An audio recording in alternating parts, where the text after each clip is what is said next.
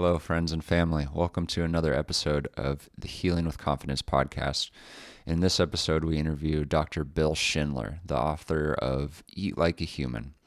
Dr. Schindler is an internationally known archaeologist, primitive technologist, and chef. He explores the role of technology in our ancestral dietary past by combining archaeological research with global ethnographic fieldwork. He founded and directs the Eastern Shore Food Lab with a mission to preserve and teach ancestral dietary approaches to food in order to empower people to live a more nourishing, ethical, and sustainable food lifestyle. Bill and his wife Christina operate the Modern Stone Age Kitchen, a restaurant designed to provide nourishing food created using ancestral approaches to his community, where he serves as executive chef. He was the focus of Wired Magazine's YouTube series Basic Instincts in Food Science, and he co-starred in the National Geographic Channel series The Great Human Race, which aired in 2016 in 171 countries. So without further ado, here's our engaging conversation with Dr. Bill Schindler.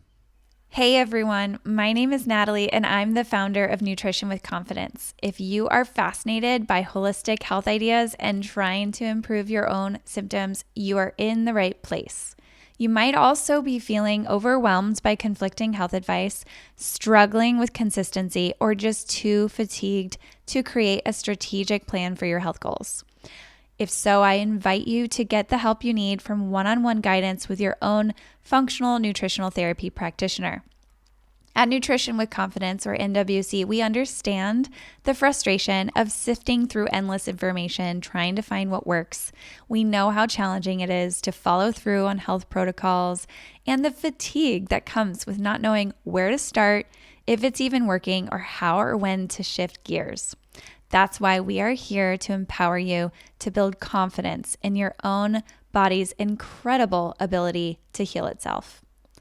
Our unique approach helps you reconnect with yourself. Imagine having a safe, supportive connection with your team that truly values you and calms your nervous system. Whether you're dealing with chronic health issues, looking to optimize your nutrition, or just want to have a healthier lifestyle, NWC provides personalized strategies tailored to your needs. We don't just treat symptoms, we address the root cause of your health concerns. And the best part, every member of our team is passionate about your journey. We're not just experts in the diets and nutrition therapy, we are partners in your healing, guiding you every step of the way. If you are ready to become confident in your health, visit nutritionwithconfidence.com and discover how we can help you harness the healing power of nutrition. Thanks for listening and stay healthy and confident until next time.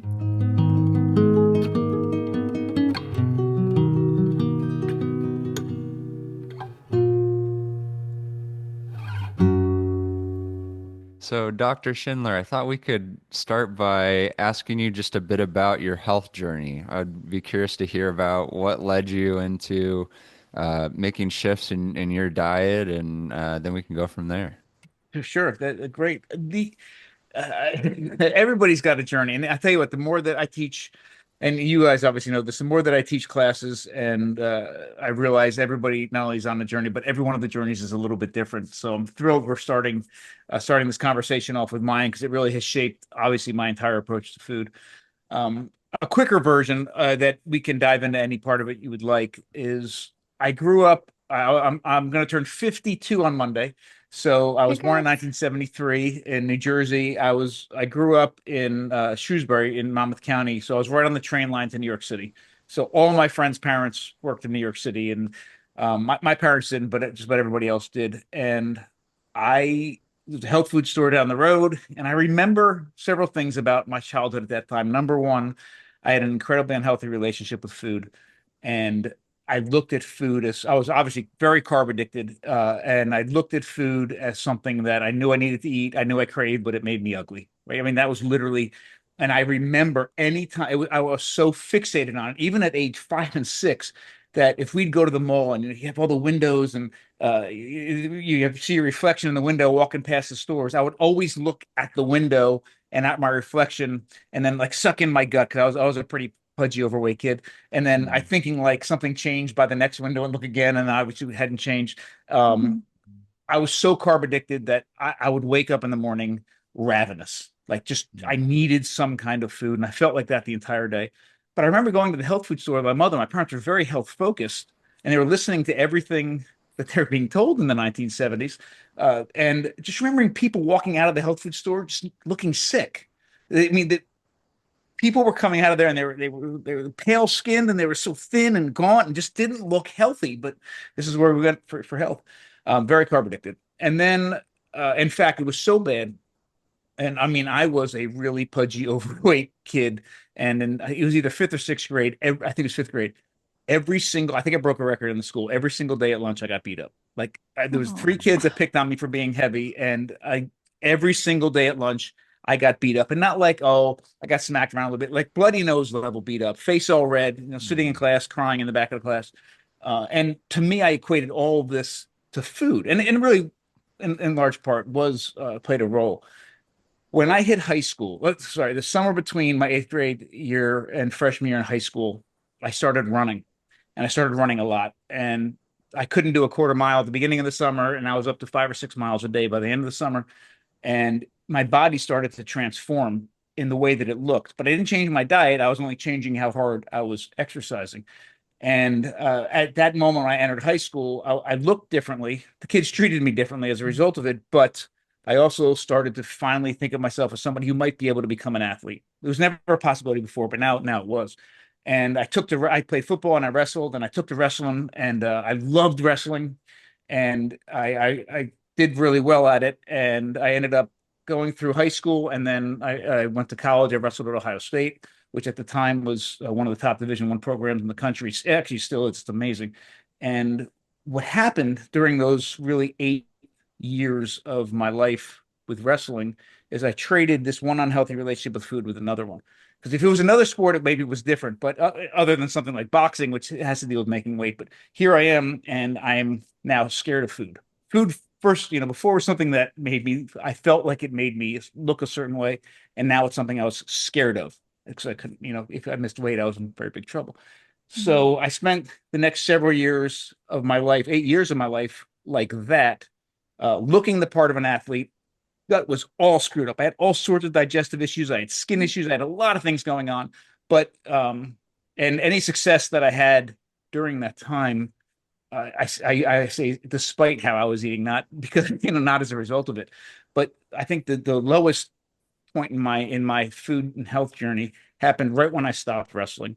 And now here I am now eating the diet of somebody who is, burning, how many thousands of calories a day. And now I'm a sedentary middle-aged person, and all that weight poured back on, plus a whole bunch more. And then just I suffered from all sorts of issues. And it was really upsetting. And I tried everything. And my wife has been thin her entire life. It wasn't anything she ever battled with. So I am sitting here running around. I'm trying South Beach. I'm trying everything I could find. And my weight would fluctuate, but my health never changed. And it wasn't until about at this point, I didn't even know anymore. I started having kids. Our oldest daughter is 21 years old. So about 17, 18 years ago, I realized that this journey for health that I was on now also included my wife. And at this point, it included three kids, which is even more important to me than my own health. So I really buckled down. I said, how can I start to get the answers that I need? Because none of the traditional methods were working. And I'm an archaeologist by training. I finished my PhD in archaeology. I was teaching archaeology at the time, and very focused on ancestral technologies. And I decided that I was going to start diving deep into the ancestral dietary past, the diet that literally built us as humans. And that is when everything started to change. And when I started to use that, and I'm not even suggesting, I know we'll dive deep into this, I'm not suggesting that, we should, in the modern world, take exactly how, even if we knew exactly what people were eating 300,000 years ago, if we can take that and jump on that immediately and adopt that 100%, because there's a lot of things we have to factor in other than just our biological needs. But using it as a foundation for making decisions moving forward, I think is where the power really comes from. And as soon as I started making those changes, everything changed, not only for me, but for my entire family. Yeah. Why do you think that's so important, looking at the ancestral kind of traditions? Why do you think that context that you were missing made such a big difference for you? Well, first off, I think not from a biological perspective, but from a sort of intellectual connective perspective, it made so much more sense that, and we've seen this in social media, we've seen people talk about it, the modern illnesses that we're dealing with that we didn't have in the past. Finding something new to conquer them or battle them seemed very strange to me. If we didn't have them, then all of a sudden something changed, and then we have them. Why are we going to invent something new to try to try to battle them? So I always loved things in the past. Anyhow, it's part of what drew me to archaeology. Anyhow, Mm. that sort of it resonated with me alone. But the real reason I think it makes a lot of sense is because we start creating tools and technologies to transform raw ingredients from our environment into something that our human digestive tract can deal with safely and more efficiently. And most importantly, that can actually nourish these incredibly large bodies and, more importantly, our incredibly large brains. We started doing that almost 3.5 million years ago. And every time we started uh, figuring out something even better, right? That made it easier to extract more nutrition from our environment, or that it made a food that was earlier inaccessible to us because it was unsafe, but now it's something that's safe, or made uh, a nutrient in a plant actually accessible to our bodies, and it wasn't just going through our digestive tract. When we see that those changes happening in our technology, it changes the diet, and we also see our bodies, our ancestral bodies, responding in time. Most of the time it's things like our bodies are getting bigger, right? Because we're actually supporting that body growth. Our brains are getting bigger because we're supporting with this nutrition, this growth that's happening. We also see something called a reduction in sexual dimorphisms. And so, as you know, in most animals, there's a lot of differences between males and females. In birds, it comes out as colors, right, in their feathers. But in other animals, like mammals, a lot of times we see differences in sizes, right? So one of the things we see millions of years ago is males a lot bigger than females. And there's Mm. some very important biological and nutritional reasons that's the case. But as we get better at extracting more efficient nutrition from our environment, and we're truly being able to fuel our bodies, we see this reduction in the sexual dimorphism. So males and females, right now, if you look at the average, males are slightly larger than females on the average, but it's a lot closer than it was in the past. We see all these changes happening as a result of changes in our diet. So Mm. to me, the benchmark is 300,000 years ago. 300,000 years ago, the first anatomically modern Homo sapiens appear. They were found in a cave in Morocco. Mm. And when I say anatomically modern humans, I mean the brain was the same size, our skeletal structure was the same, our digestive tract was relatively the same size. If you took somebody from that period and shaved them and gave them a shower and stuck them on the subway in New York City, you wouldn't look twice at them. Mm. So literally we appear at that time. So the diets that built us up to that point, I think are incredibly important for us to look at as a foundation for trying to weed through all the nonsense in the dietary kind of rhetoric today. Yeah. That makes a lot of sense to me. And And I really want to flush that out, what those diets were that contributed to the development of the Homo sapien. But before we do that, I you're at this point where you've stopped wrestling, you stopped being active, you have all these health issues, and you are diving deep into this field of study that, I mean, you're already so knowledgeable about. What are some of the key findings that you stumble upon initially that just excite you and keep you down these paths? And what are some of those early shifts that you saw where you really confirmed, okay, these are the directions to head? Well, let me say a couple things to lead up to answer that question. Other things happening at this time period that I think were very influential to me is I got a hold of Sally Fallon Morell's book, Nourishing Traditions. So I got a hold of that and literally cooked my way through. I made every single recipe in that book, start to finish. I mean, out of order, but I'm confident Awesome. I've made every recipe. That book is a brilliant book. So wow. I'm learning more about Weston Price, the Weston Price Foundation, the work that Sally Fallon and everybody else at the foundation is doing. So that's making an influence. I'm learning much more about the archaeological record in general, anyhow. And the paleo diet is something that was a lot more in the news at that time. So the idea that we could even, let me back up one thing. I have taught archaeology and anthropology at the college university level for over 20 years. And most of those classes are archaeological in nature. But no matter where I was, they always make you teach a cultural anthropology class just because they need people to teach it. And it's kind of an intro level class. And the cultural anthropology class is, and I think this is really interesting as we dive into this conversation for everybody listening to hear. Cultural anthropology class, typically intro level one, talks about everything from, family units on one day and religion on another day and language another day. And, and this is how you go out throughout the semester. And I remember every time walking into a classroom full of college freshmen who it's the first time they really are allowed to truly just explore in a safe place all the way that they feel about things. And we're talking about things like, and this is, this is not even now, this is like, 10, 20 years ago. They're talking about, we're talking about things like different family structures and in different societies and that sort of thing and religion. And I'm thinking, oh my God, this is when we hit these topics, it's not going to be good, right? They always went fine. The two classes that were the most controversial was language and food. And I will tell you, for how whatever people think about their own identity, and when you question something where they take it to heart, is food and language, right? Because it's so wrapped up in so much of what we do. But the food one really floored me because as soon as and it really showed me that as soon as you start to question, somebody when somebody feels like their diet is being questioned, everything about them is they feel like is being questioned, like their traditions, their religion, politics are involved with food. I mean, it runs the gamut.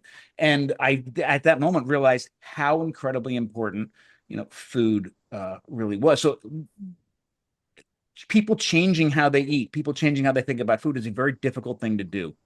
They have to be very, very open-minded to be able to do it.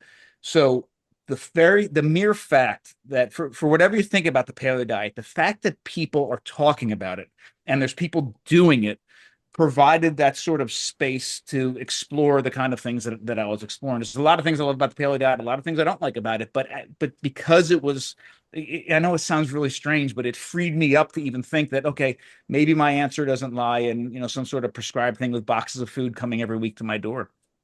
So that was kind of the opening of it. Some of the things that were really interesting to me that really changed my mind about things. So, for example, again, I grew up in the 70s. My parents were very interested in keeping us as healthy as they could be, listening to everything that the FDA and the doctors and the government, everybody else was saying. So things like refrigeration was huge. Like if it wasn't in a refrigerator, it wasn't considered healthy, and that it was going to go bad. And if it had a use by date on it and or expiration date on it, and you went past that expiration date, then it needs to get thrown out. Don't smell it, don't taste it, throw it out directly in the garbage. I mean, that's the kind of mindset everybody had in the 70s.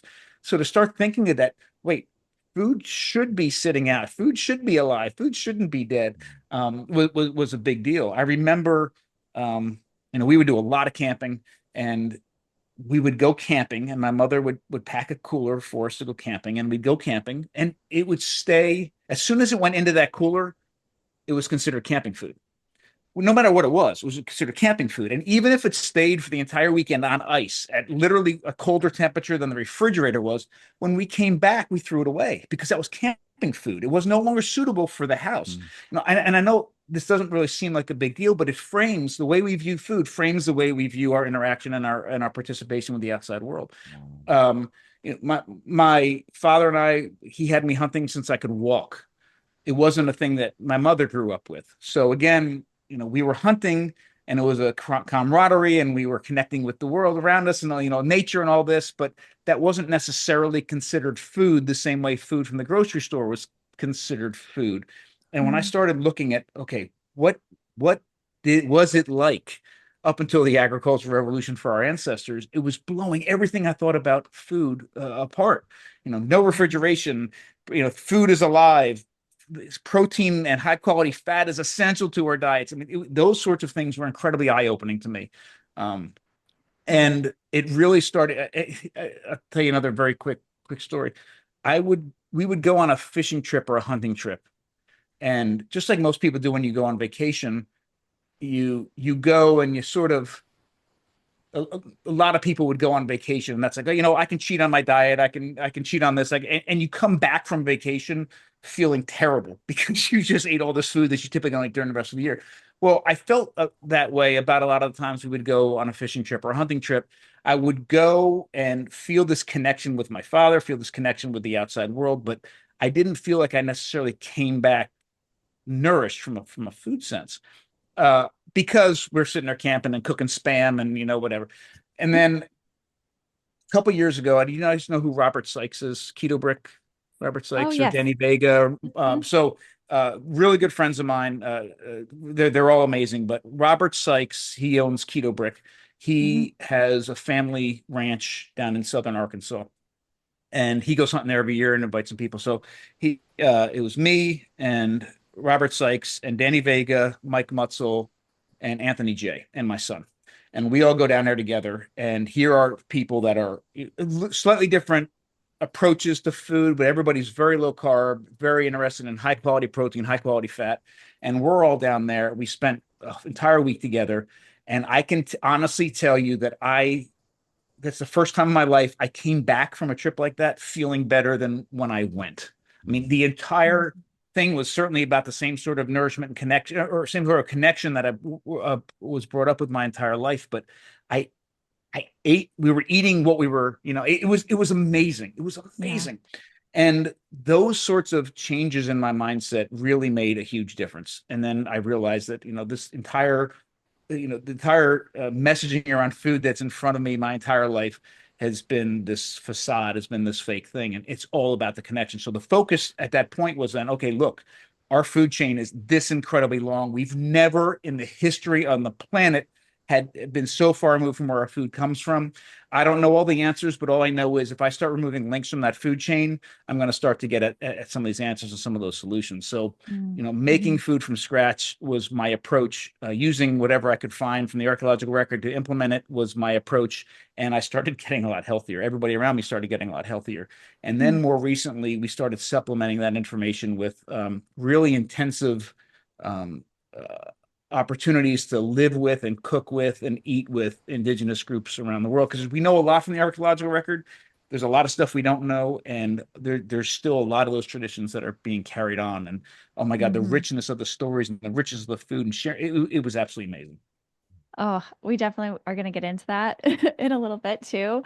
Um, but yeah, I think you've mentioned and talked about like the different kind of ages or of human evolution. You've mentioned these different tools, and can you describe, walk us through the human evolution through like an archaeological, anthropological understanding? Because the basics, I guess, but as I much would you love want to to. go, yeah, I'd love to Could you hear give it. me 4 seconds? I can actually grab something and it'll help. Yes, That would be great. please Okay, do. hold on 1 second. I'll be Please right back. do. Oh, so good.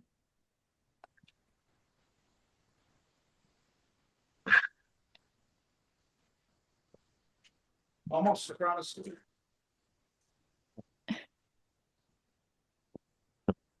Okay. I wasn't prepared for that question. I have all kinds of props. All right. Awesome. Yay. So picture this, this is very we like to think of ourselves humans at the top of the food chain, and we are, but we're not there because we're incredibly strong or incredibly fast, right? We're there because we have these amazing brains, and we use those brains to augment the things that we can't do very well to interact with the outside world. And it's the moment we started doing that that everything changed. So, for example, this is Australopithecus afarensis. This is our ancestor. This is Lucy. This is about 3.5 or so million years ago. Full-grown adult at about 3.5 feet tall, and brains, and this is to scale, brains are about a third the size of our brain. This is important because our body size impacts how much nutrition we need to fuel it properly. And more importantly, our brain size does as well. Currently our brains are 2% of our body, but require 20% of the nutrition that we take in order to fuel. So the Mm. relationship between diet, and brain size is a very, very close one. So here, these guys and gals, not very big, small brains, nutritional requirements are not that high, no tools whatsoever, uh, weaker than us, right? They were smaller, the muscles were smaller. So think about if I, and the way I like to think about it is if I took you and stripped you down completely naked and threw you in the middle of the woods, what would you do? Now, and you were not allowed to make any tools whatsoever. Well, I can tell you what you would do. Number one, if you were anywhere but right near the equator, you would die at some point in the year just from exposure. I don't care if it's because of freezing or it's exposure from this, whatever it is, we couldn't survive. So the mere fact that we are in places in the world outside of where we originated means that we created ways of protecting ourselves from the elements, clothes, fire, shelter, those whole lines. But as far as food's concerned, you would die of starvation. I don't care how fast you were compared to other humans. I don't care, how well you knew behavior patterns of different animals. I don't even care how well you knew how to forage. We cannot supply all the nutrients we need to fully nourish ourselves as humans without some sort of technology. They could. They were smaller than us, so they ate. We don't really think they were hunting at all, just with their hands anyhow. And if they did, they were just a couple of small rodents here and there. But we're really talking about a diet consisting of wild plants, fruits and vegetables, and insects. The problem, and when we try to conceptualize or visualize what foraging for them looked like, most of us say, "Oh, okay," and we picture pushing the cart through the grocery store in the produce section and grabbing vegetables, and that must have been what their diet was like. Nothing like that at all. First off, we have no seasons in the grocery store. The fruits and vegetables are completely different, and every plant at some level has some kind of toxin in it, and wild plants are typically higher in toxins than. So we're talking by default hyper local, hyper seasonal. You have no way to detoxify these plants, so the fruits and vegetables they had access to were incredibly limited, and they changed quite a bit. So the mainstay of their diet was actually insects, period, default. Interesting. And this is the part that I really like. What they saw, and at the time, the environment was very much where they were living was very much like, I don't mean to use this as an example, but it's the only one I can think of. But the Lion King savannah setting was the kind of setting that was happening, that you can visualize. So imagine like looking, these guys are eating termites on a stick and looking over the cliff down into the valley, and they see the same thing happening over and over again. What they see is some sort of a predator, massive, nasty predator, not a lion. We don't have lions then. These are the ancestors to lions. So this is millions of years ago. Things like, I have a lot of props here. I didn't even know. Cool. Saber-toothed cats that are physically designed to hunt and to rip carcasses apart and devour the carcasses. So they see these saber-toothed cats jumping on these huge animals, taking them down, ripping them apart. And when this happens, and it's not like the Disney version of this, where then the lion's like gnawing on the shoulder, they're ripping these carcasses apart. They're gorging themselves on the blood, the fat, and the organs, the most nutrient-dense bioavailable part. And once they've gorged themselves and filled themselves up, and we've seen this over and over with modern predators, they would go off and sleep on a rock somewhere to digest that meal. And meanwhile, while you have this huge animal covered in fresh meat sitting out there by itself, the buzzards and the hyenas would come in, and they're physically designed to take this meat before the saber-toothed cat comes back. Well, they're watching this happen over and over and over again, and they can't join the party until, and this is the most important moment, I think, in our evolutionary past. I don't care if you are carnivore, vegetarian, vegan, pescatarian. Every one of us is here with these brains because of what happened on that savannah at 3.3 million years ago. This is an exact cast that the University of Nairobi made for me of the first tool ever found, the earliest tool ever found. It was struck right here, we think, by an Australopithecus afarensis, and in less than a second, this thing was produced. Now, it doesn't look like much, but And Dr. Schindler, for those who are just listening who can't see this visual, he's holding a pointy rock. The rocks, it was a normal looking rock, and there's two pieces, and it just split in half into a sharp looking rock. Yeah, so I'd say it's just a little smaller than your hand. The edge of it is razor sharp. To this day, the sharpest physical edge humans have ever created. That includes anything right now is actually made from a rock, and it's obsidian, which is between 300 and 500 times sharper than a scalpel. In fact, all of my kids are brought into this world with scalpels that I made with obsidian. This wasn't obsidian, Wow. but it was still incredibly sharp, incredibly durable. So it took millions of years to figure out how to do this, less than a second to make it. And what's fascinating is that it changed everything.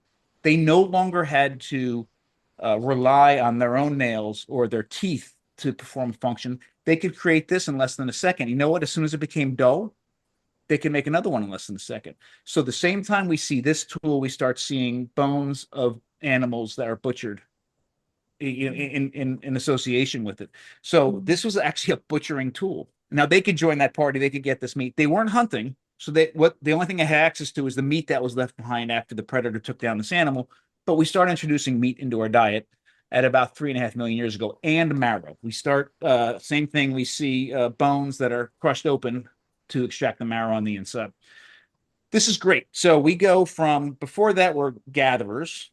Now we're scavenger gatherers, and there's some biological changes, but not a whole lot.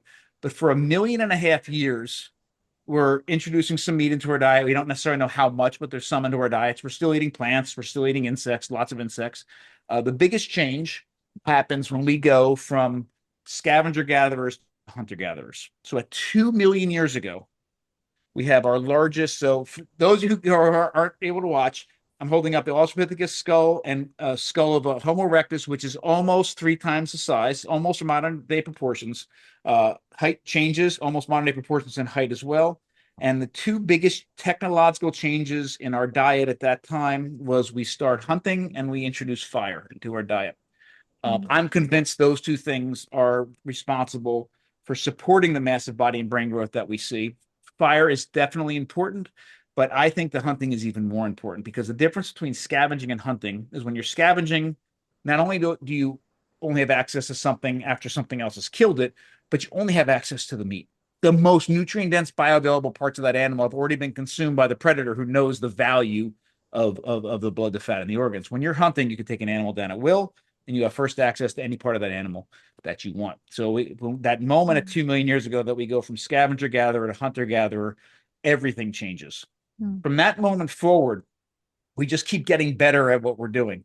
Our hunting and fishing technology gets better, and we're trapping, and we're learning how to detoxify plants, and we're learning how to keep food safe, and we're learning how to maximize nutrition from our environment. No matter where we are in the world, we're doing a great job. At 300,000 years ago, Homo sapiens appear. And then the biggest chain, and I know I don't want to keep going, too long on some of this, but this is really important. Stop on two more milestones.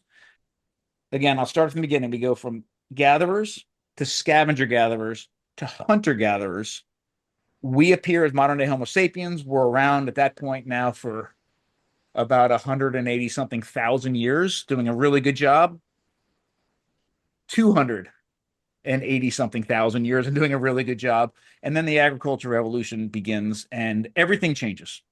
From a dietary perspective, from what we're estimating that is hundreds of different plants and dozens of different animals in our diets, we go from that kind of diversity and nutrient density and amazingness to relying exclusively on 1 or 2 annual grasses.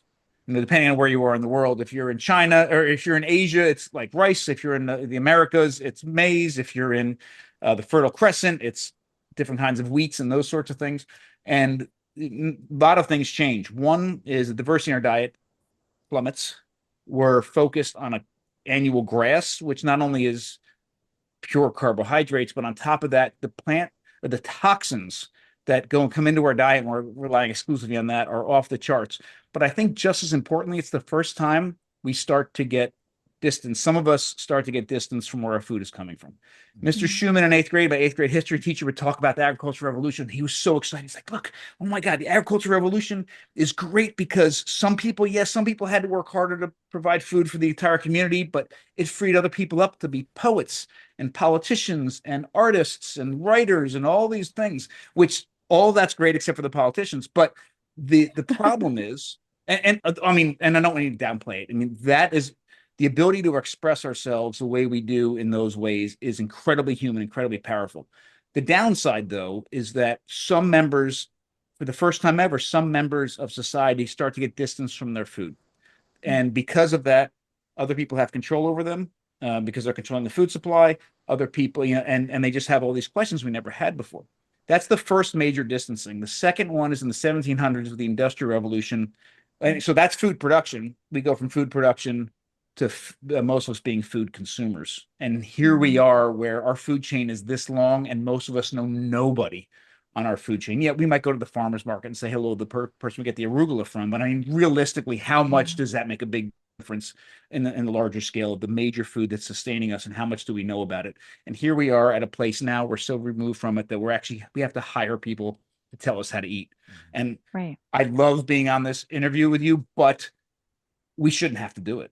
Oh, I agree. Yeah. We never had these questions that people need answers to before.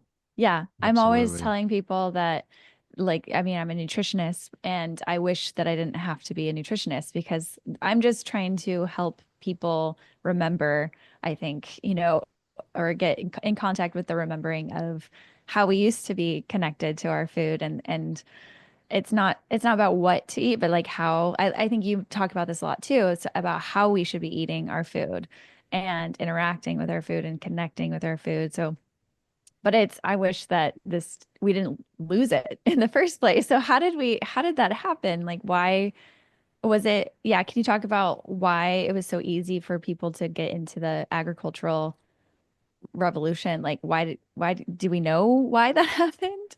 It's so crazy. You know who Jared Diamond is? He wrote a Guns, Germs, and Steel. Oh Is that no, book I sound haven't familiar? heard. Okay, so uh, he's actually an ornithologist, but he's an amazing writer. He's written several really powerful books. Guns, Germs, and Steel is one most people are familiar with. He also wrote Okay. another book. The title's Collapse, and the subtitle is Why Societies Choose to Fail. And yeah, great. All of them are great resources, Okay. great reads. But he wrote an article. There's an article and I suggest anybody listening to this read this article. It's only like 4 pages long. It's great. You can Google it. You can find it very easily. It's written by Jared Diamond, and the title of it is "The Worst Mistake in the History of the Human Race." And when I first read this article, it just like we were talking about earlier, these sort of light bulb moments and changing the way you view diet and the like. This in this I forget the exact wording, but Jared Diamond pretty much says if our ancestors knew what they were doing when they started farming, they would have dropped all their tools and run in the other direction. Like, and he lays this amazing argument out over the next, 3 or 4 or 5 pages, and it's fantastic.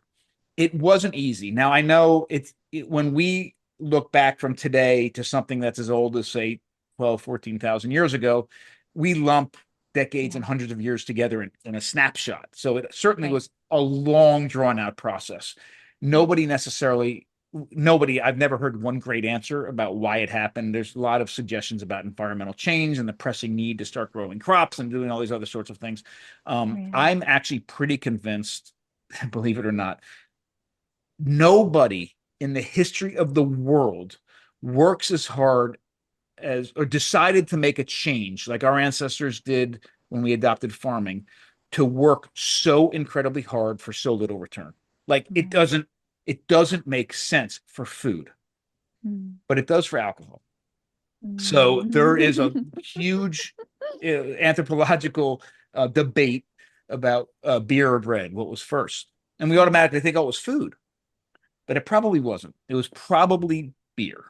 Yeah.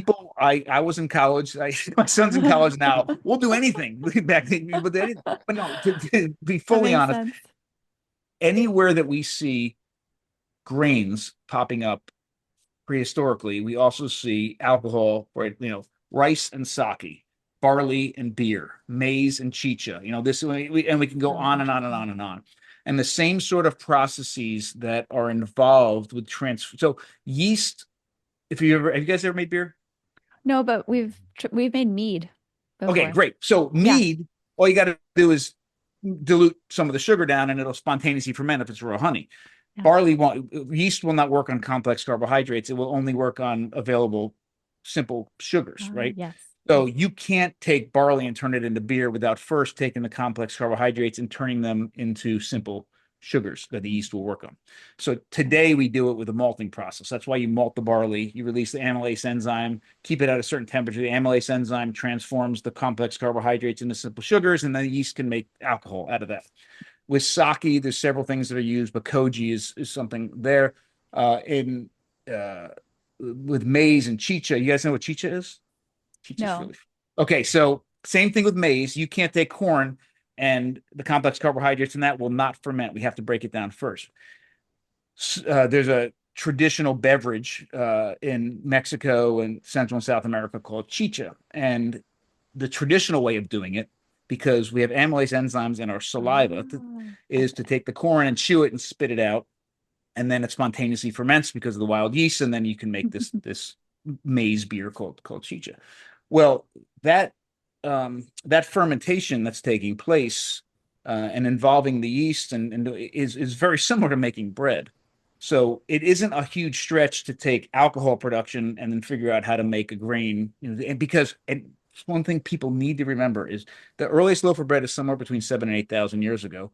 At the time, this is what we currently think, and every single loaf of bread from 7,000 years ago into the mid 1800s was sourdough bread. Every single glass of beer from first beer, which is a very similar time period until the mid 1800s, was a sour beer. I mean that the combination of bacteria and yeast fermentation was present in both of those products. But anyhow, I'm convinced that we were making alcohol and the food came after. That's amazing. Makes sense. So, do you know when mead was first discovered? Because that's a cool story I've heard before. So, can you tell?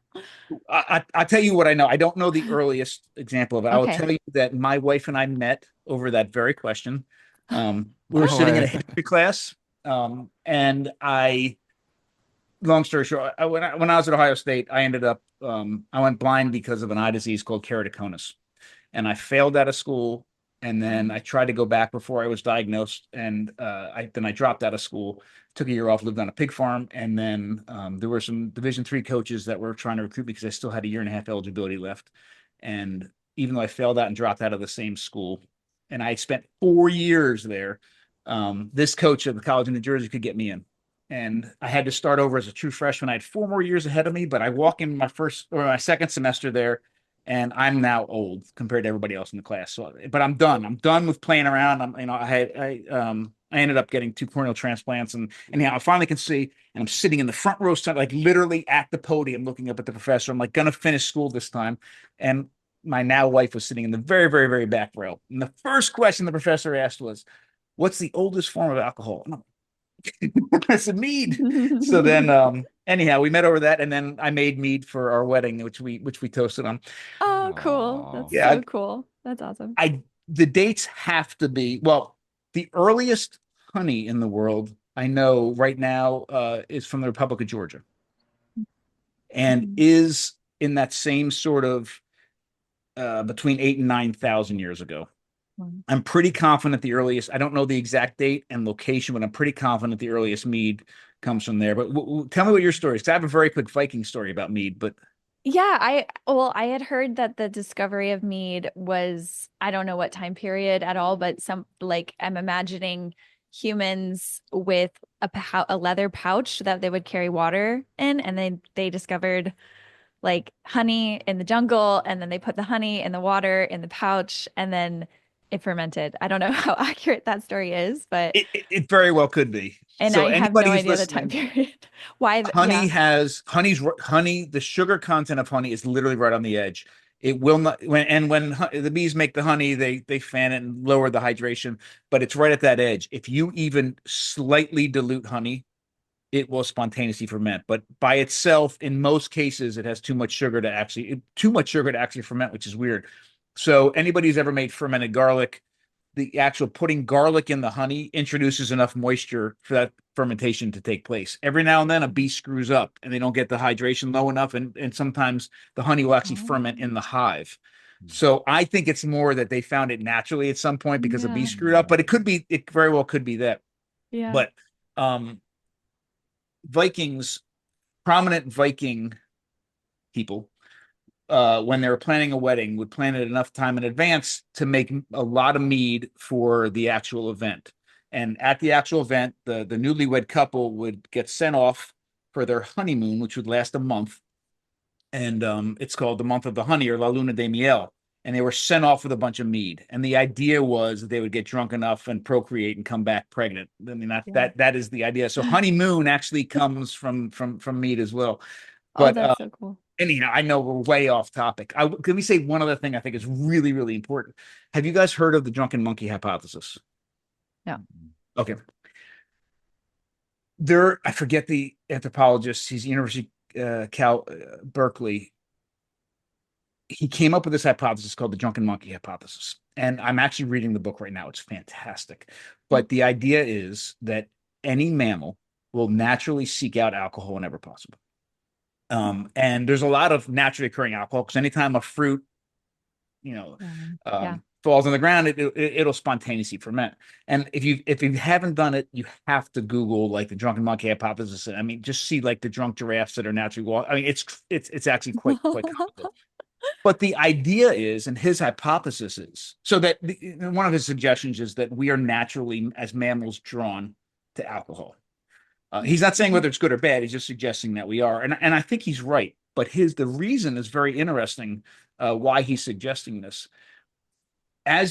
most of my work over the past 20 years has been in toxic plants and traditional ways of detoxifying plants.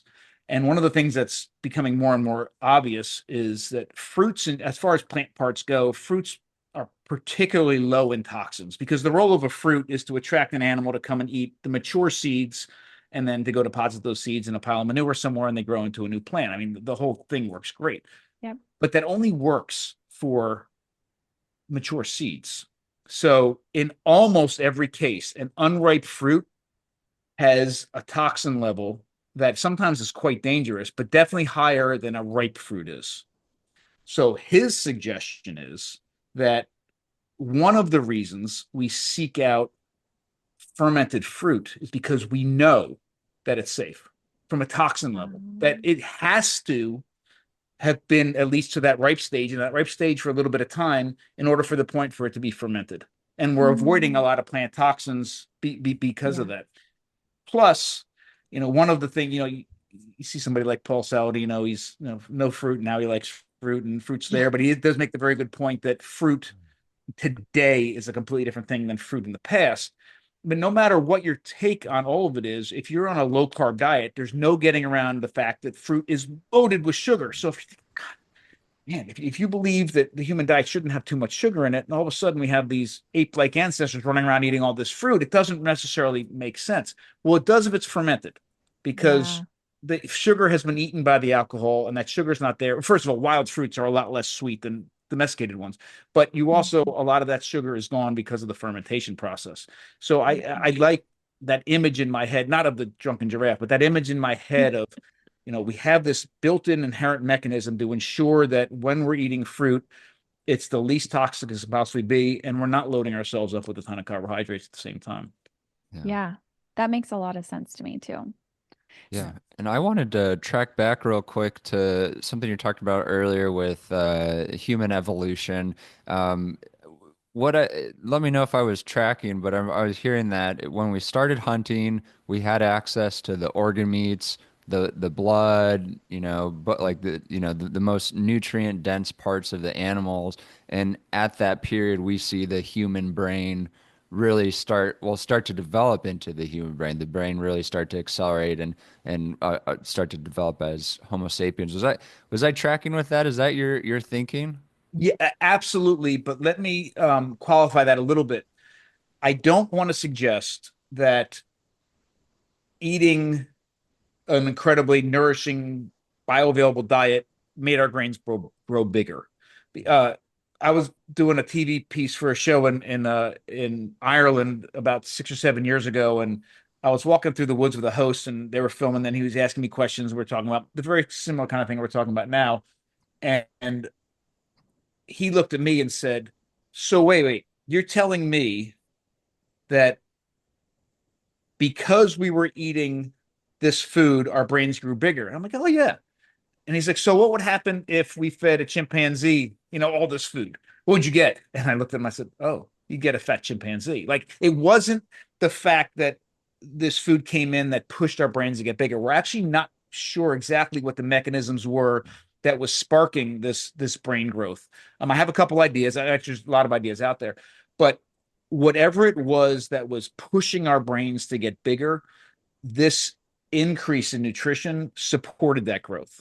Okay. And so, yes, but I just don't want somebody listening to this thinking that I'm saying that because we're eating liver, that our brains grew bigger. Yeah. Because we were thinking complex thoughts and we were engaging in relationships with, numbers of people that, and because we're thinking outside of the box, because we're thinking in geometrically when making stone tools, because all of these things, our brains were trying to get bigger. And because we were infusing our bodies with all this incredible nutrition that we didn't have to work very hard to access. Our bodies didn't have to work hard to access. Our brains were growing in response to that. I'm convinced, and if nutrient density, and you can't take nutrient density away from safety and bioavailability, but just because they're all related. But just for a second, if we just talk about nutrient density, animal resources are way more nutrient dense than any plant resource on the planet. And listen, and anybody listening, I eat plants. I'm very selective about the plants that I eat and how I process them, but I do eat plants. This is not an anti-plant conversation, but meat is more nutrient dense than any plant on the planet. Meat in it, but if we're talking about nutrient density, and this is, I think, something that I hope the carnivore world can start to embrace a little bit better. Meat is the least nutrient dense part of an animal. Like meat is amazing, but it is the least nutrient dense part of an animal. The blood, the fat, and the organs is the most nutrient dense. And then if you start bringing in things like bioavailability, they are even more bioavailable than meat is. So not to downplay meat, meat's awesome. But the time when we start bringing in those other parts of the animal is the same time period that our brains and our bodies are exploding in size. And if we start to then carry that over to other conversations we're having today about ethical approaches to food and sustainable approaches to food, the economics of food, then it all starts to, it all plays a role into that as well. Harvesting an animal, taking the life of an animal and using the majority of it to nourish yourself and your family sits with me a heck of a lot better than our current practice where and I'm not even talking about how the animals are being raised. I'm just talking about what happens even after they're dead. Taking an animal, and right now, approximately 50% of a cow and 55% of a pig make it to the grocery store shelves as food, and the rest either gets turned into other things or is quite often wasted in other ways. Yeah. They're completely different conversations, completely different arguments. Right. Yeah, it's really concerning. That goes into like the links of the chain of our food system, and the further we're away from it, the more waste that we have, and the cycle is not sustainable at all. Yeah. And it leaves us with questions. Like I've always thought it was very weird, even when I was a kid, that you could walk into the grocery store and pick up a pack of chicken breasts and walk out and never even see another part of chicken. Like it's very strange to me. But we still have, even though now, people like Liver King are talking about liver and, right. And now it's on people's minds. We still haven't solved that connection issue, because one of the questions I get all the time is, okay, I understand, Dr. Schindler, I understand that. Oh my God, liver is incredibly important to me. How much should I eat? Yeah. Like, that's a really strange question, because just as much as you can walk into the grocery store and buy a pack of chicken breasts without any other part of the chicken, you can walk into Whole Foods and buy 10 pounds of chicken liver and walk out with any other part of the chicken. And here we are saying, how much should I be eating? And the example that I usually use is, okay, when I was living with the Hadza hunter-gatherers in Tanzania, there was one night the very first night we were there is when we were filming the show. Very first night we were there, when we filmed for The Great Human Race, Nat Geo would put us in with a traditional group for about a week to live with them, to learn all sorts of amazing things. Eat this plant, don't eat that. The snakes live over there, whatever it is. This is the behavior pattern of this animal if you're going to go hunt, whatever. During that time, we lived in tents and we were cooking over, it was like a modern camping situation where we're getting all this incredible knowledge. And then when we started filming, it was what you saw on TV was what was happening in real life. And then they put us up we were living in a cave or in a tree or whatever. And then we'd put us up in a 5-star hotel for 2 days, and then we'd start the whole thing over again somewhere else. But it was very weird. Wonderful, but weird. But the very first night of the first episode, we are in the middle of nowhere. We're in the middle of Tanzania. We were, I think, a 6-hour drive from the nearest town, and that was a stretch to even call it a town. Middle of nowhere. And it's me and my co-star and a couple of production people and some Hadza, about 6 or 7 Hadza youth. They were like 18 years old. And we had these headlamps on. And they had never seen headlamps before. And we're sitting around a fire. And we could hear the hyenas and we could hear the whatever, but we're with the guys and they're wearing baboon skins and all this, so we thought we were safe, and we were. And all of a sudden, we had a translator there too, and they're like, it was about 11 o'clock at night, and they're like, "We're gonna go get us some water. We're gonna get everybody some water." And I'm thinking, well, that's kind of strange to do at 11 o'clock at night, but okay. And then they asked if they could borrow the headlamp. I'm like, yeah, sure. So we gave them our headlamps, and they disappear. And then we're sitting there thinking, well, that was pretty stupid. The people keeping us safe are gone. We have no light other than this campfire. And now the sounds of the hyenas are getting like really, really loud.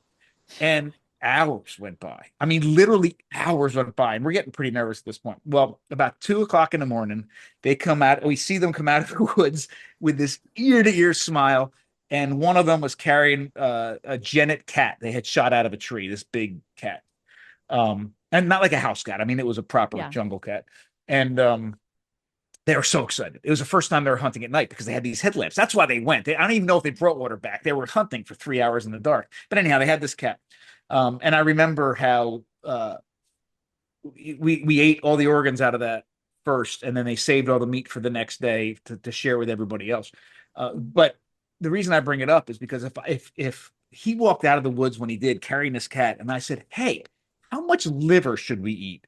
He's like, what kind of question is this? Like, we eat this liver, we eat this heart, we eat the kidneys, and then we eat all the meat, and then we go hunting again. Like, I don't understand what the question is.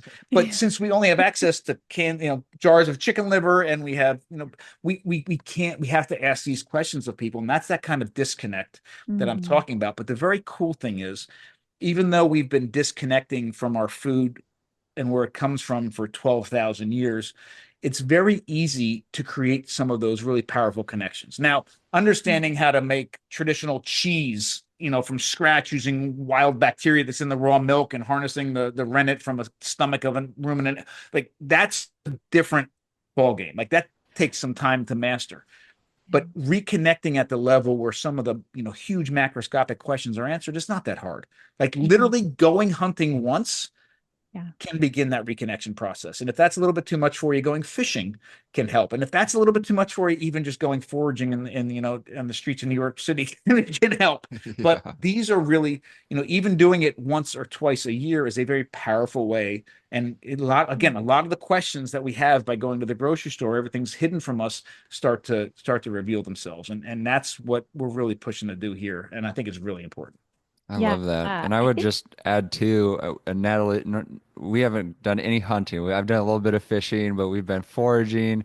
And even just for us, connecting with our local farmers and ranchers has been a huge step in connecting to where our food comes from. So rather than buying just the T-bone steak in isolation from the grocery store, we're buying a quarter beef from a rancher who we know, who we've seen the folks who, slaughter the animals, do that whole process, or getting just a quarter of all the animal, right? As our ancestors would have had a quarter of the liver, and they would just eat it. You just eat a quarter of the animal. You eat the whole chicken, right?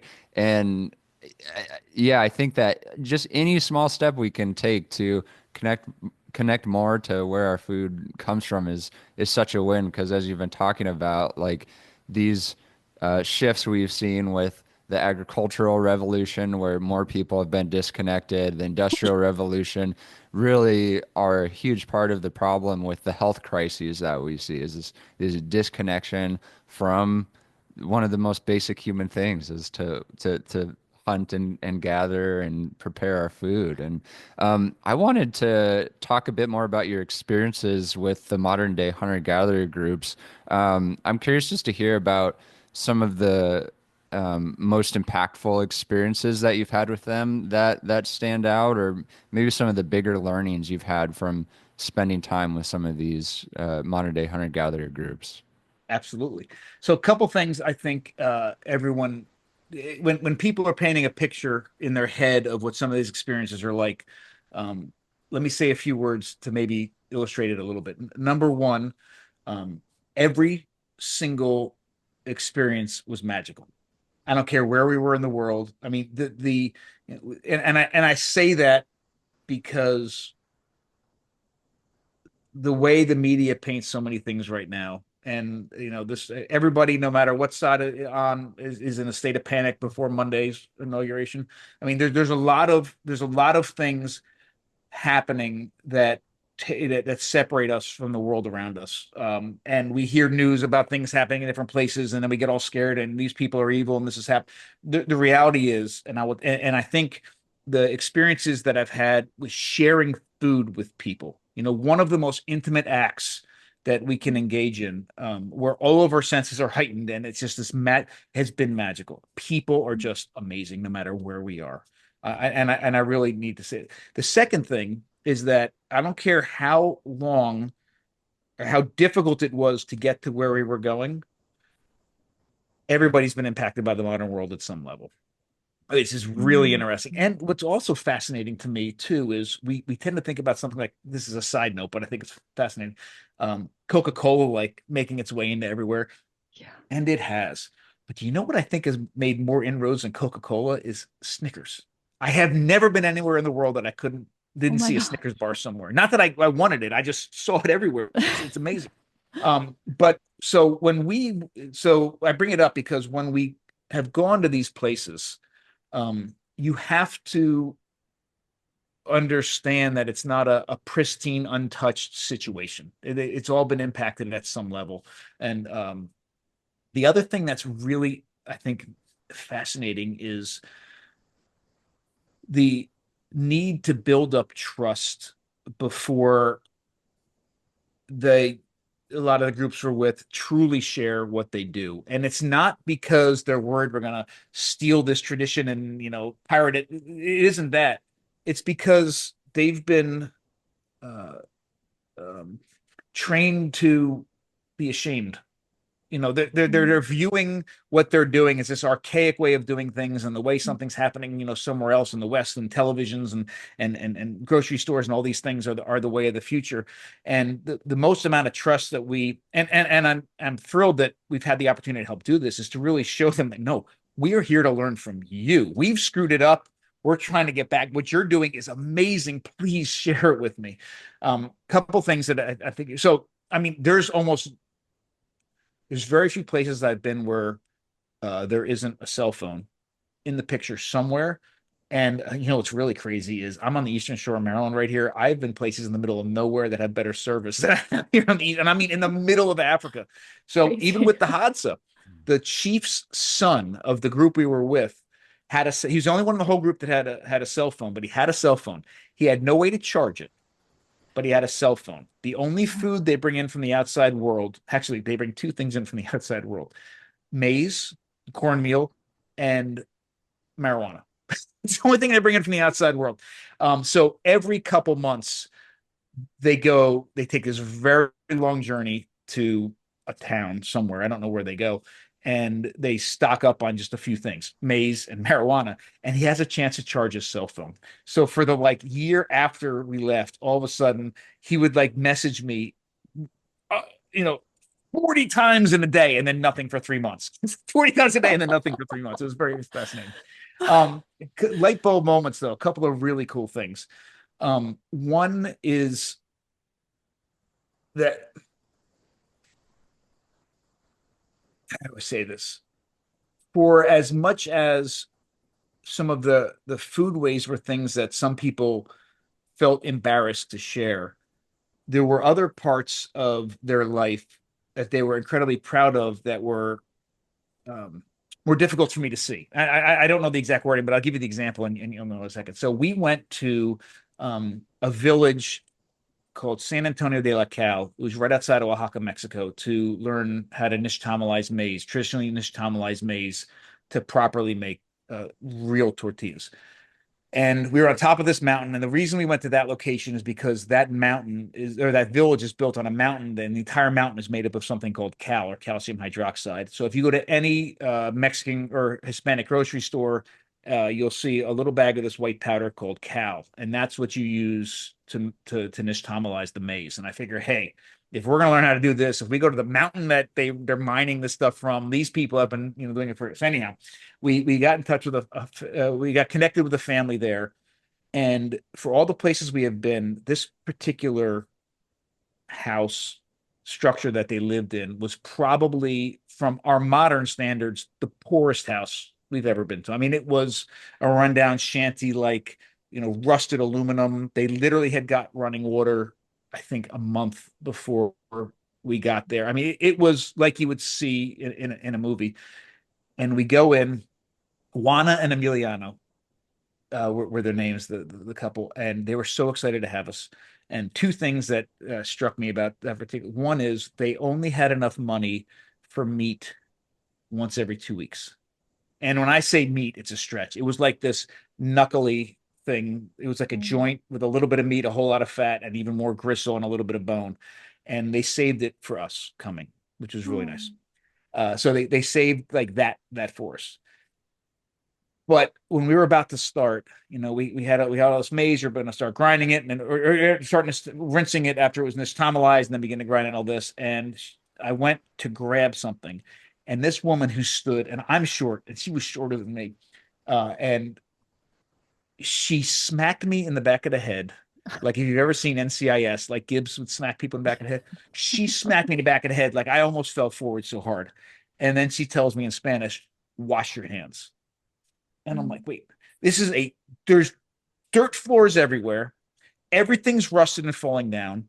And she wanted me to wash my hands. And I'm like, you are absolutely right. Because the pride that they had in their house, and they're just, it was amazing. And it was such a big eye opener. It was fantastic. So, I still feel it. She smacked the heck out of me. But that was very, very interesting. The other thing that was fascinating to me, and I'll tell you one other very quick story, is the value, and it's not surprising to me now, but at the time it was very surprising, the value that a lot of traditional groups are putting on things like organs and the like. So I wrote about this in the book, but when we were filming in Mongolia, I had the opportunity to uh, go, and we were in northern Mongolia. We were right by the border with Siberia, and we had an opportunity to witness a yak butchering.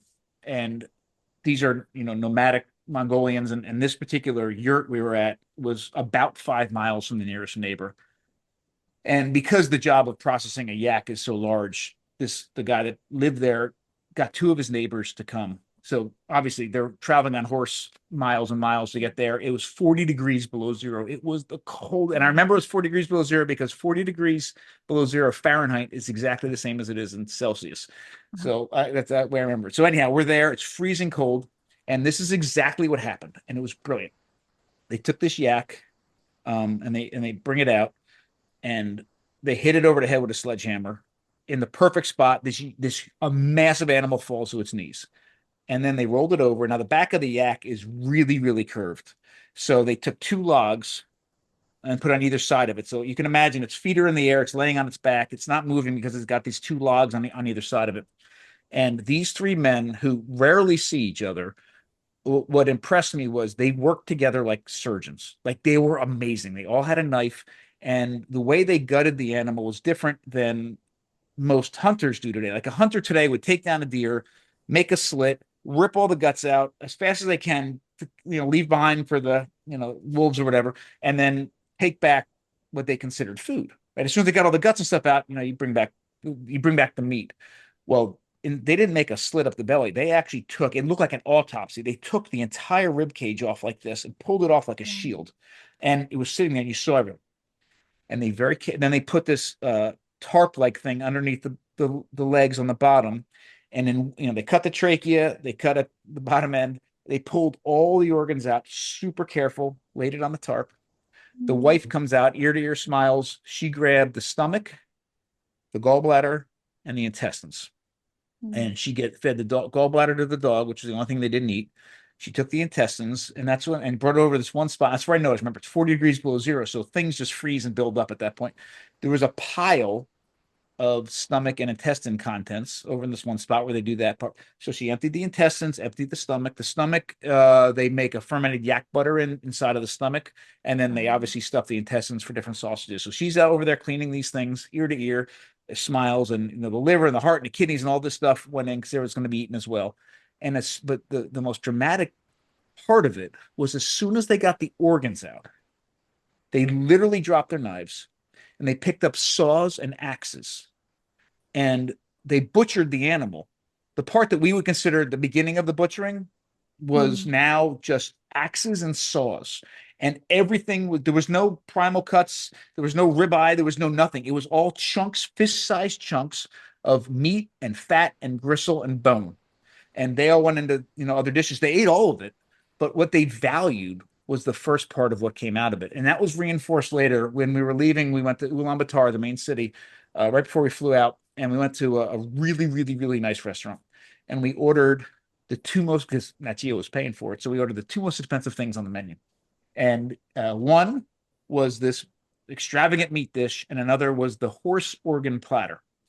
And when they brought the two to the table, the horse organ platter, and this was a nice restaurant, looked like what we were paying for. Like every single organ was, isolated by itself. It was plated beautifully. Everything was gorgeous. It had like all the bells and whistles with it. And I remember how colorful it all was. And then the other thing was just literally gray chunks of steaming meat, fat, and bone, all fist-sized things like we had witnessed that on the step. And it just reinforced like this is what is truly valued as real amazing food. They ate it all, but this stuff that we throw away or discard or don't even consider food was actually the highlight of all of it. Yeah. Wow. How do you take that to make, because I know so many people have a hard time eating organ meats because we don't find them tasty. So how do you give the gift of this in like either your restaurant to people to like, what are your best recipes for that? How do you incorporate organs in your day to day?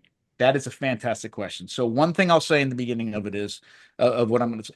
Remember that all of us who are eating meat are eating differently than our ancestors say. So if you're just eating meat, you've stepped a little bit too far back in the past. You're eating the diets that fueled this brain. If you want to if you eat the diet that fueled this brain and our brain in the past, the entire animal was part of that. So all of us who are just eating meat are eating more meat.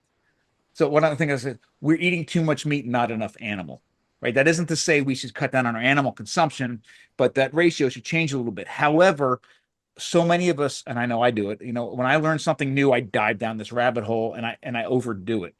So those of us who have found the value in organ meats, even if, whether we're forcing it down our throat or whether we actually truly enjoy it, typically go a little bit too far. And then all of a sudden we're eating way more liver than our ancestors ever did because it's like, oh, okay, liver, liver, liver. There's a couple things. One is I truly believe that a full nose to tail approach to an animal is the most nourishing, ethical, and sustainable way to do it. So, like you said, if you get a quarter of a cow, get a quarter of all the pieces of the cow and have that. Don't sit there and think that you need to eat chicken liver every single day and then all of a sudden all your problems are going to be solved because you're actually creating a weird situation on the other end as well. So you don't need to overdo it, but organs in our diet not only are fully nourishing, but I do think can be delicious and help, delicious at the same time if we do it right. The problem is so much of us have never had it in our diets that the texture and the aroma and even the appearance of them are really, really strange to us, right? So where does that leave us? Well, a couple things. First off, if you're raising kids, incorporating organs at an early age is a way for them to overcome it. But for all of us, it's a little bit too late. So what do we do? Well, we can improve, or not improve isn't the right. We can improve our acceptance of it by changing the texture and changing the aroma and changing some of these things. I'm not suggesting we mask it, but making it a little bit more familiar makes it a little bit more appealing. Right. My favorite way to do, well, first off, a great gateway organ is the heart. The heart is Mhm. essentially a muscle, but it's more nourishing than other flesh in the body.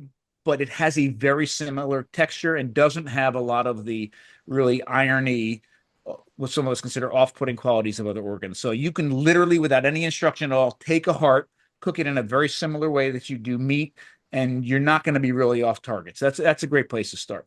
Mhm. I think one of my favorite things in the world is pate. And the easiest pate to make is a chicken liver pate. I have a recipe for it in the book. You can find a ton online. You can do the same thing with duck livers or heart or goose livers. I mean, liver is amazing. Poultry and bird livers are very, very easy to deal with. They're very easy to buy, and they freeze really, really well. So pate is fantastic as well. Mhm. If you have access to a meat grinder, this is the approach we've started taking here at the restaurant.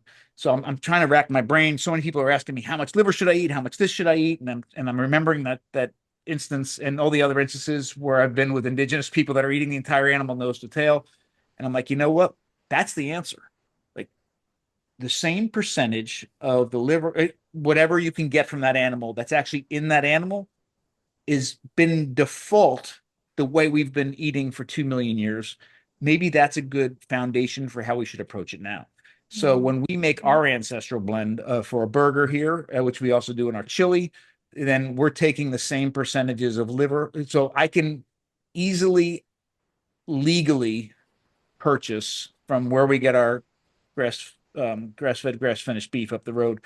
I can get meat, I can get fat, I get liver, heart, and kidney. Those are the only parts that are easy for me to legally get. Depending if you know your butcher, you know your farmer, you might be able to get a little bit more. Sometimes you can get the spleen, but liver, heart, kidney, fat, and meat are what I know that I can always get. So I figured out what those percentages were, and I have those percentages in the book as well. What they are in an average beef cow, and that's what we add to our burgers. We actually just came, we're launching a hot Mhm. dog now that has literally, we call it the nose to tail hot dog. It is Mhm. literally the same. It's like starting on one end of a cow and eating through the other end. It's the same percentages. And I think Cool. and the nice thing about that percentage is I know I've had some ancestral blends from other people. They're really irony or really organy. Mhm. This you almost don't even know what's in there. And I have Yeah. kids eating them all the time and don't even know. So that is pate. So heart is the gateway organ.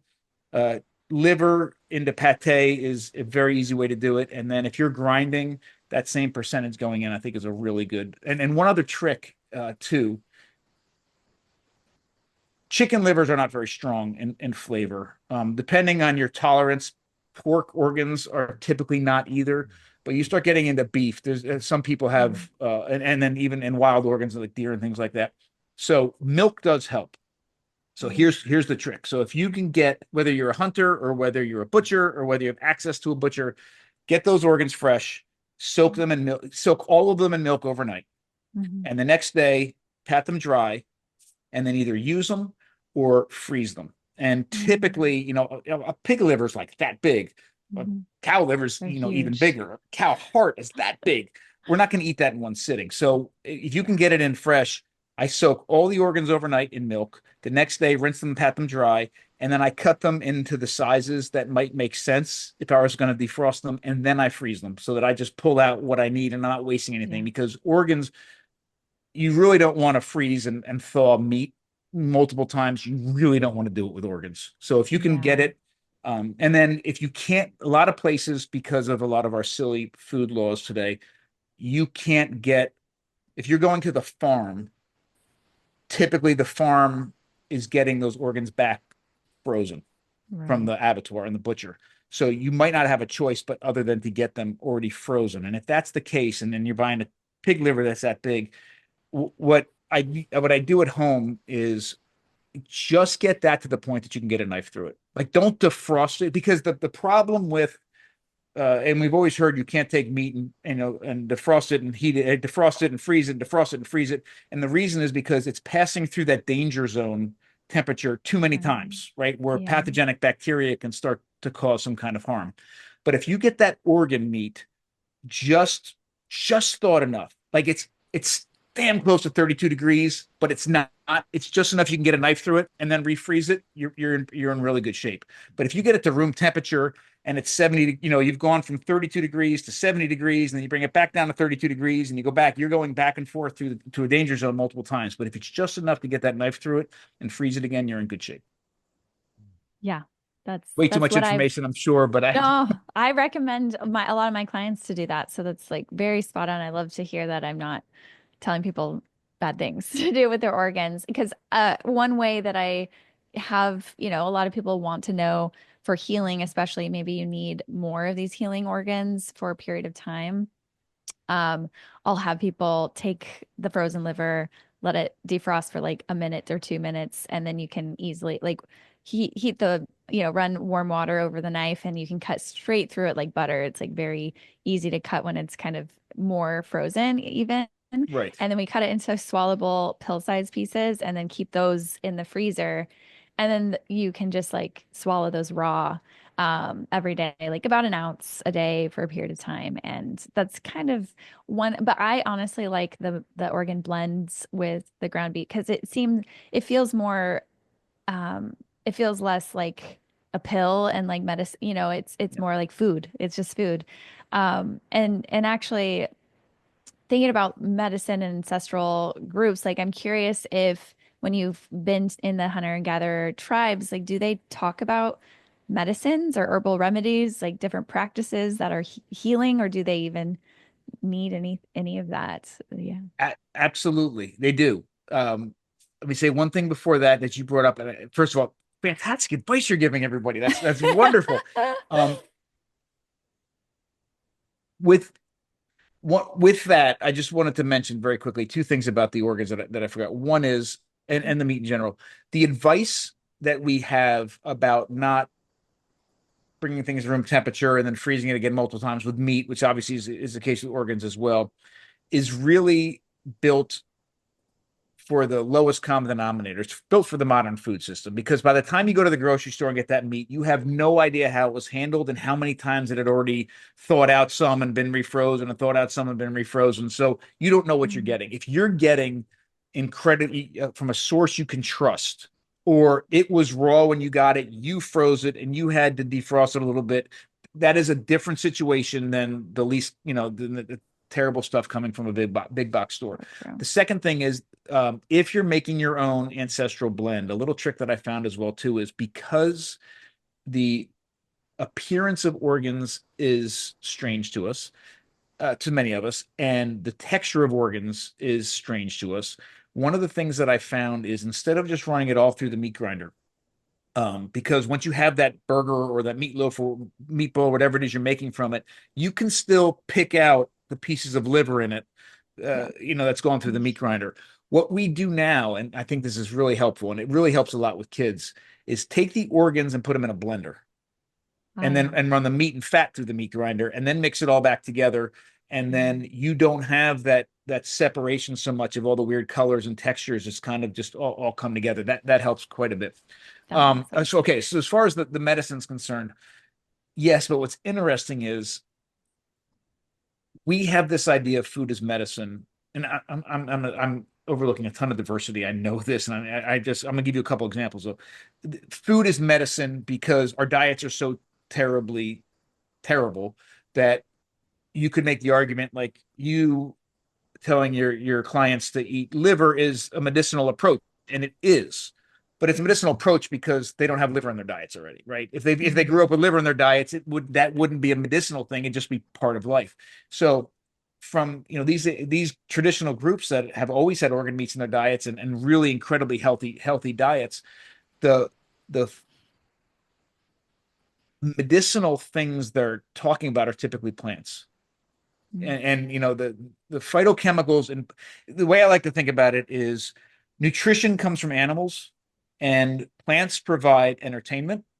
Plants provide, I mean, think about it. Plants provide entertainment, plants provide medicine, and plants provide poison. I mean, that's Yeah. that's really a great, and that's from a traditional sense. That's typically the way that we see it, especially hunter-gatherer groups as well. And when I say entertainment, I mean everything from spices to elevate, even the meat that you're eating, to for some people, alcohol and drugs. Right? That's what plants can provide. Plants can also, because the toxins that they have are there to perform incredibly important functions. Some of those toxins we use as entertainment, like cinnamon. The cinnamon is the bark of a tree, and the cinnamon that's in the bark that what we take as that spice is actually an antifungal. It's an insecticide to keep bugs and fungus off of the tree. And Yeah. at a low level, it provides us flavor, and we really, really Yeah. enjoy cinnamon. At a higher level, cinnamon is incredibly dangerous, and you can say the same thing about every single spice that's out there. So, from an entertainment to medicine to eventually something that can really, really harm us. And it all has to do with dosage and context and all that sort of thing. So, yes, I mean, I remember that second day with the Hadza, the entire day we spent walking around and they were pointing out medicinal plants to us. So, here's a hunter gatherer group that eats literally amazing amounts of animal, the entire animal, all the time. And what was incredibly important for them to share to us from their perspective was all the different plants we can use to heal ourselves or to overcome certain things. I remember there was one plant that didn't in, prevent mosquitoes from biting you, but it prevented your body from reacting to the bites, which is Oh really my cool. gosh. That's awesome. That's Yeah. amazing.